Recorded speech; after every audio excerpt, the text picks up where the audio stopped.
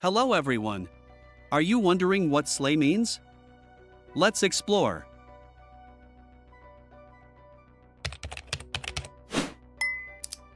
Slay is a term used to describe someone who excels at something, often with style, confidence, and flair.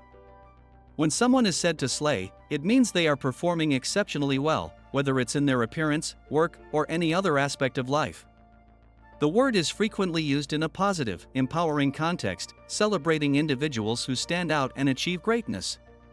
Slay has become a popular compliment in online culture, particularly among communities that value boldness and self-expression. It's about recognizing and applauding those who go above and beyond, making a powerful impression on those around them. In summary, slay is all about triumph and excellence, done with undeniable style. Please like the video and leave a comment to support my job. Thank you for watching and see you later. Goodbye.